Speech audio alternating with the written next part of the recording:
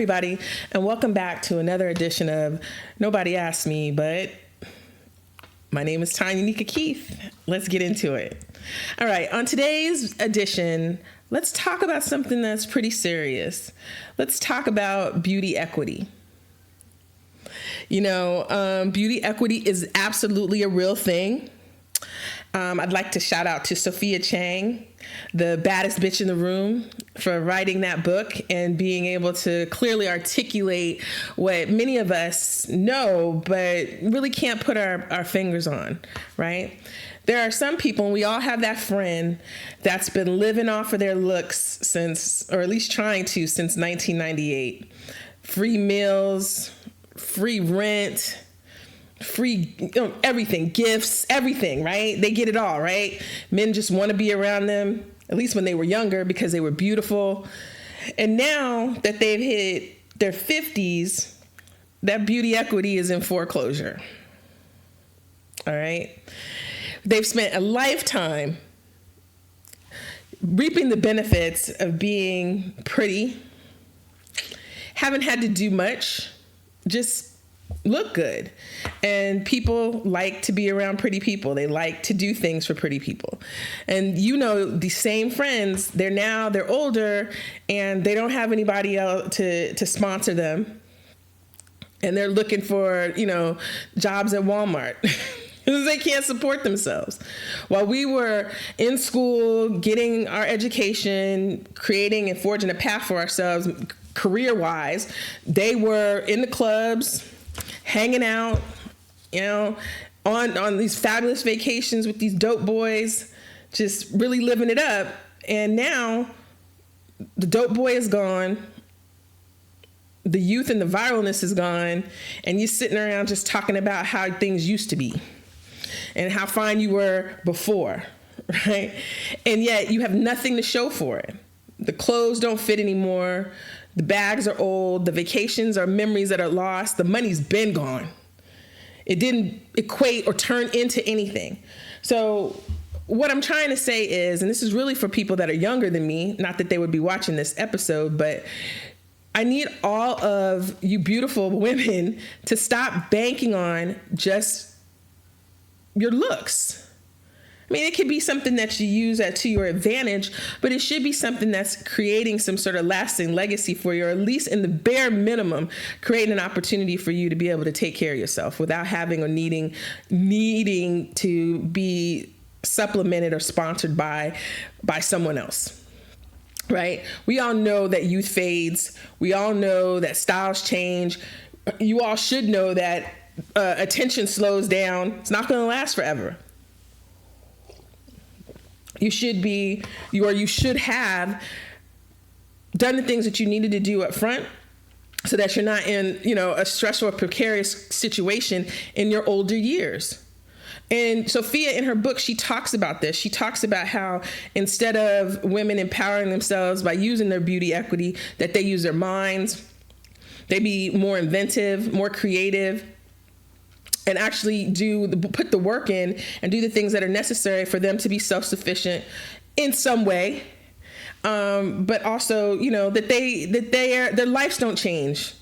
One of the things it's really important to me, and I talk about all the time, is that, the real stunt is for a woman who can have the things that she wants with or without having a partner. And there's a lot of that lately, especially you see it online. But it's a flex in that. There's a total flex in that. Sophia is a beautiful woman, and she talks about it. She's very strong. Her husband was like the number one Chinese kung fu master in the world. She, in her youth, was a manager to several members of the Wu-Tang Clan. She worked A&R for a lot of the big music companies. She managed, I think, D'Angelo and Raphael Sadiq, Paul Simon. Very well educated, absolutely well spoken, and definitely well traveled. And she herself has, I don't know if they have belts in Kung Fu, but she's pretty high as far as ranking or standards as it relates to Kung Fu. If you don't follow her, I would suggest that you check her out. She has some really great content on Instagram. But she also is about empowerment, and empowerment outside of what's physical. Being able to have something more to yourself than just how you look physically or, at all, your face, body, whatever. She talks about, being able to speak and articulate yourself well. She's another one that's big on reading and learning from your readings. She's show up prepared. Pay attention to detail. Have standards that aren't about being chosen, but about, who you want around you, the image that you want to portray, the people that you want to attract to you. It's just, we spend a lot of time, I feel like a lot of time is spent on worrying about trying to get things from other people, and not creating or building your own, for lack of better words, empire. The one thing that I always go back to, and I say this all the time, because I see all these people online and they're like, oh girl, the 50 is the new 30. And, everybody's got a little cute little saying about age, right? Age is just a number, da, da, da. You look 30, right? Until you stand next to a 30-year-old. And then you look 50. I'm gonna tell you. I'm the friend that's just gonna tell you. It's interesting. What we need y'all to do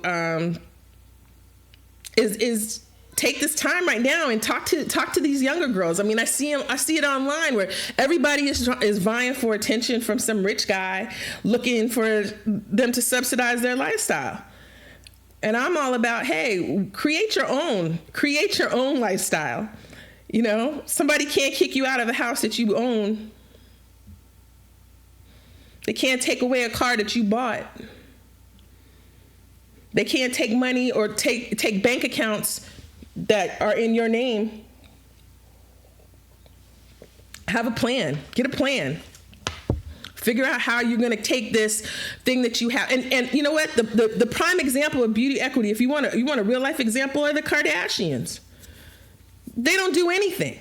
They don't have any talents that we've seen, no skills, nothing. They built a billions of dollar empire off of how they look. But the one thing that they did do is they caveated that into other business opportunities. And now they're billionaires, thanks to their mother, Kris Jenner. I took her masterclass, exceptional woman. Like you want to, that's a prime example of turning lemons into lemonade. Kris Jenner did it. All right. 2 or 3 of her daughters are billionaires off of just how they look. That's beauty equity. For some of you older people, Liz Taylor, I don't particularly think she was a beautiful woman, not even young, but you all did. She caveated that into her career, getting money, and then, developing her own brands. So now if everything goes to the side with this relationship, I still have what I've created for myself. And I think that's what's important. I'm not telling you not to be with a man because I'm with one, so I'm not going to say that. But what we need to do is be able to create a foundation that can't be shaken by things like loss of interest, loss of beauty, increased age. Pretty is a privilege, and pretty people are, they are celebrated. But let's take that and let's make something out of it that you can stand on by yourself. Create your own thing that if this man goes away or your partner goes away, you don't end up on somebody's couch. So big shout out again to Sophia Chang. Check her out if you haven't. The book is The Baddest Bitch in the Room. She's on Instagram. And I just, want to reiterate that you can be a beautiful woman and you can still be of substance and you can still have a foundation that's grounded in something that's real and tangible for you later on in your life. I know I have a friend. Well, he's not my friend. He's my husband's friend. And he recently dated some girl that he liked in high school. In high school, she wouldn't give him the time of day. She's a beautiful girl. She's still a pretty woman. I'm not saying she's not pretty, but she's older. She's older than me. Okay? I think he was like a freshman and she was a senior. But it was all about dating the dope boys. Well, she's 56 now. No more dope boys calling. Quiet as it's kept, he don't even want her. She's picking up, jobs here and there, living with her daughter. Nothing substantial was created from this beauty. So I want to say that, just, make sure that you're building something that you can stand on and that can hold you up and that you can be proud of. Make sure that you stand for something. All right, that's it. Remember, everybody, nobody asked me, but I thank you for listening. Have a good day.